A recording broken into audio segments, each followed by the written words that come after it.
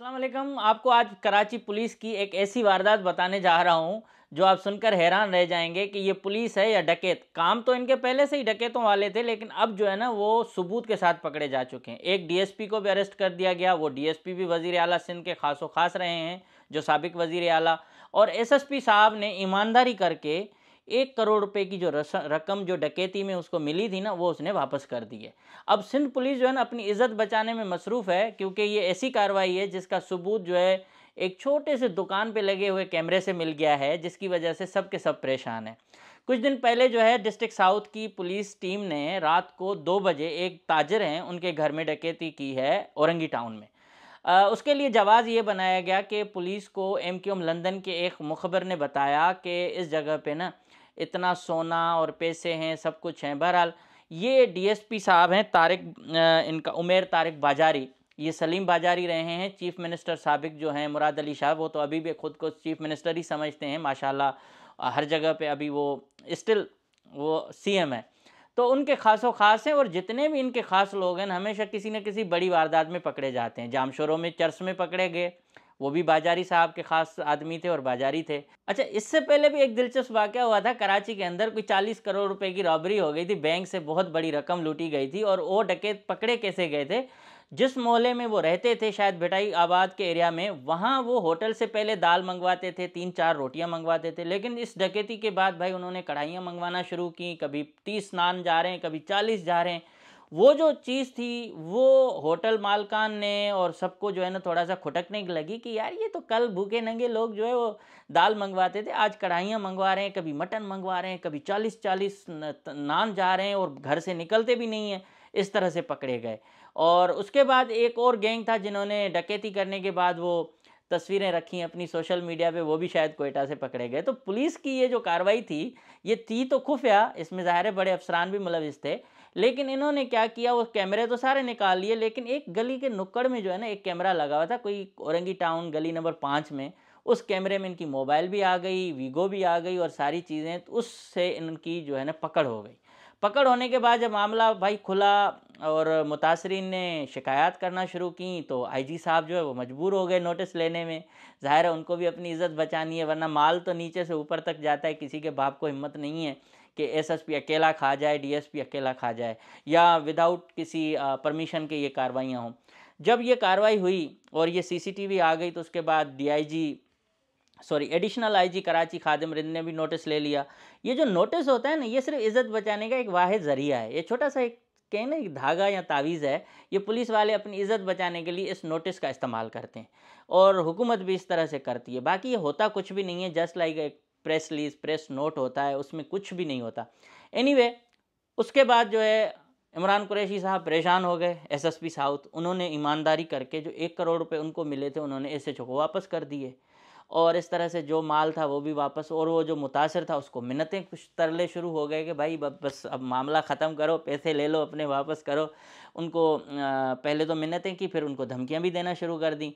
अब मामला आया आज जो है ना वो डीएसपी तारिक उमेर बाजारी ये अरेस्ट हो गए, और इसके साथ उमेर तारिक बाजारी, और इसके साथ फिर एसएसपी साहब मुअत्तल हो गए। अब उनको बचाया ज़रूर जाएगा, मैं इस पर भी आता हूँ। लेकिन ये पूरी जो है ना एक बाजी जो है पलट गई उस छोटी से सीसीटीवी कैमरा से, जो मैं आपको दिखा रहा हूँ।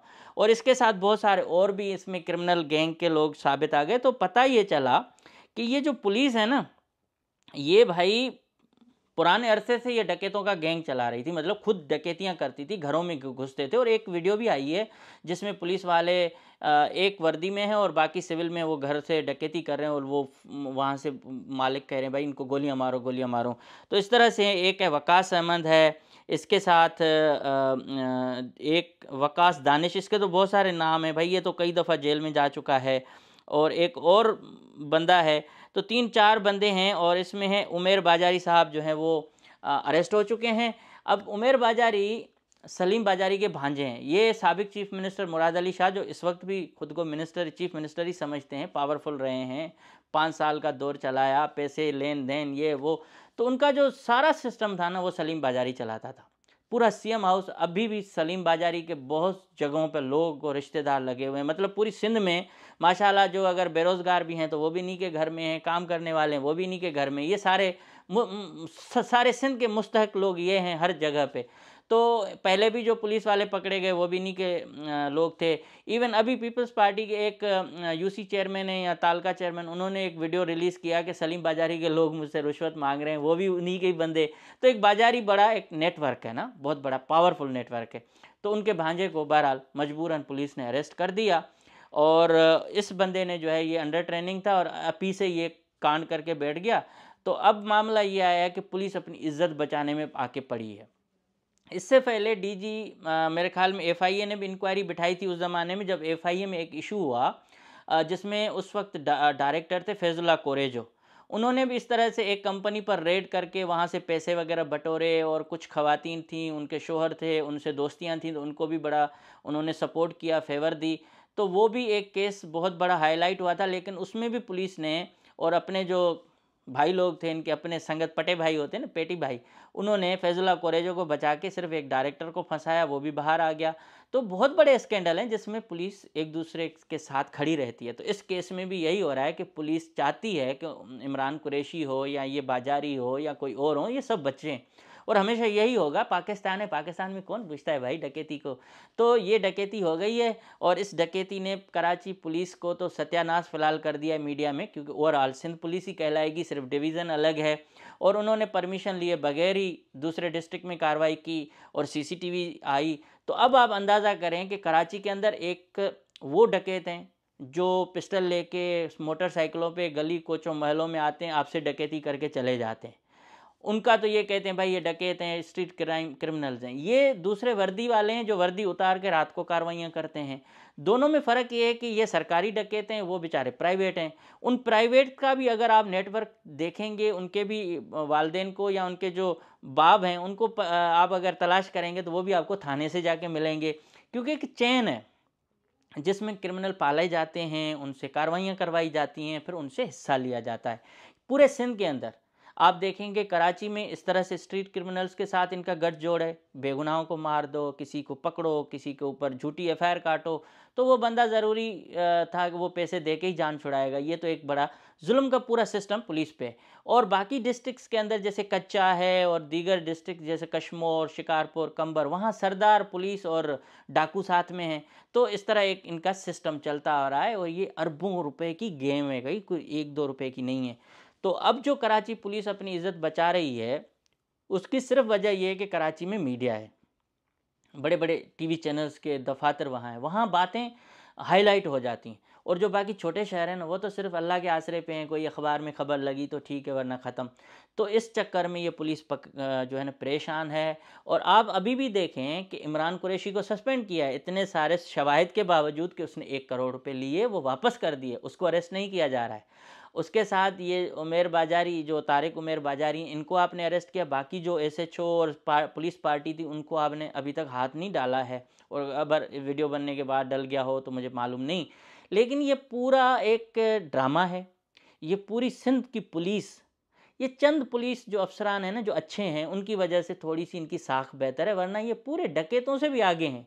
ये डकैत पैदा करते हैं, उनके सरों पर इनाम रखवाते हैं, फिर उसी इनाम को हासिल करने के लिए उन डकैतों को नशा देके या किसी तरह से मरवा भी देते हैं या पकड़वा देते हैं। ये पूरा गेम पैसे का है। तो कराची के अंदर अगर आप अगर देखें कि ट्रैफिक पुलिस वो 1 अरब रुपए सालाना लूटती है शहरियों से। चाहे जो है ना कानून हो या ना हो, चाहे खिलाफ वर्जी हो ना हो, उनको एक टास्क दिया जाता है कि भाई डीआईजी ट्रैफिक साहब ने हुक्म दे दिया है चालान इतने काटने। भाई चालान वहाँ कटते हैं जिस मुल्क में कानून हो, जिस मुल्क में ट्रैफिक के कवानीन हो, जिस मुल्क में ट्रैफिक आप सीधी चला रहे हो और वो फिर उसमें कोई बंदा रोड़ा अटकाए तो आप वहाँ चालान काटें। जिस शहर में, जिस सूबे में कोई कानून ना हो, जिसमें कोई ट्रैफिक का कवानीन का ख्याल न किया जाए, न ट्रैफिक पुलिस उस पर अमल करवाए, उस मुल्क में आप सिर्फ माल कमाने के लिए चालान कर रहे हो। बेल्ट नहीं है, सीट पे क्यों बैठे हो, मोबाइल पे बात क्यों कर रहे हो, मतलब इस तरह की चीज़ें हैं। ये सब की सब जो है इसलिए की जा रही हैं कि आप कानून तब तोड़ोगे ना जब कानून होगा। जब कानून है ही नहीं तो वहाँ आप चालान करने के लिए ये जवाज़ ढूंढ रहे हो जिसका कोई लीगल आप मोरल अथॉरिटी नहीं है, आप किसी को चालान करें। जब आप चालान अमल कराएं तो फिर आप वो करें ना। भाई लेन की पाबंदी हो, आपने बड़ा जो है उसको डिसिप्लिन में ट्रैफिक को लेके आए, तो फिर तो हम समझते हैं कि भाई अब पुलिस जो है वो अपना काम करने के लिए लोगों को कानून पर अमल दरामद करवा रही। यहाँ तो कानून है ही नहीं, तो फिर किस बात का अमल दरामद। सो ये सारे ड्रामे हैं पैसे कमाने के, और उसमें फिर ये जो कमीशन हैं, फिर रुश्वतें हैं, फिर आईजी तक पैसे जाते हैं, होम मिनिस्टर को जाते हैं, उनके किचन के अखराज आते हैं, चीफ मिनिस्टर को जाते हैं। तो ये एक चेन है, ये चेन काम करती रही है, और ये डकैतियाँ पहले से ही डालते आ रहे हैं लेकिन पकड़े अब गए हैं।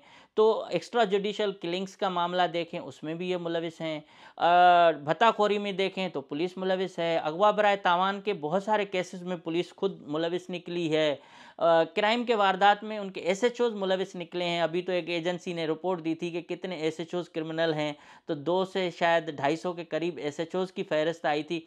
ज़मीनों पर कब्जे हों, पुलिस मुलविस है। बेगुनाह लोगों को जेलों में डालें तो पुलिस मुलविस है।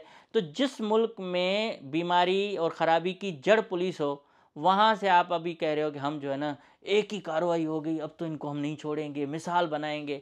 बहरहाल कोई मिसाल नहीं बनेगा, ये सबको सब जो है वापस पोस्टों पे आ जाएंगे, कोई ना कोई जवाब बनाया जाएगा और पुलिस उनको क्लीन चिट देगी और अपने पटे भाइयों के साथ ये धंधा जारी रखेगी। अब टोटल बात यह है कि कराची की पुलिस, ओवरऑल सिंध पुलिस, ये सब के सब ये धंधे पुराने अरसे से करते आ रहे हैं। सिर्फ़ और सिर्फ जो है इस वक्त ये वाला केस हाईलाइट हो रहा है, और आप अंदाज़ा करें कि यार जब पुलिस आपके घरों में दाखिल होकर आपसे डकैती करे, तो बाकी डकैतों को हम क्यों, बेचारों को हम बोलें कि आप गलत हो। उनका तो राइट बनता है। मेरे ख़्याल में कराची के शहरी अपना फ़ितरा, ज़कात और जितने भी और जो हैं पूरे सिंध के शहरी, वो आप किसी मुस्तक भिखारी को मत दें, इनको दे दिया करें। और मैं अगेन ये कहता हूँ कि चंद अच्छे पुलिस अफसरान की वजह से सिंध पुलिस की थोड़ी बहुत क्रेडिबिलिटी अभी है, थोड़ी बहुत, ज़्यादा नहीं। ये वो लोग हैं जो रिश्वतें भी लेते हैं, काम भी करते हैं, और फिर जब किसी को अचानक कोई नुकसान हो जाए तो हम उनको शहीद भी कहलाते हैं। बहुत सारे अच्छे अफसरान डिसअपॉइंटेड हैं, उनको पोस्टिंग्स नहीं मिल रही, उनको अख्तियार नहीं है। पूरे सिंध के अंदर जो सरदार हैं वो एसएसपीज़ अपनी मर्ज़ी से लगवा के लोगों को मरवा रहे हैं, जिसमें कंबर के चांडियो सरदार शामिल हैं, मज़ारी हैं, कश्मोर के खोसो हैं, बहुत हैं।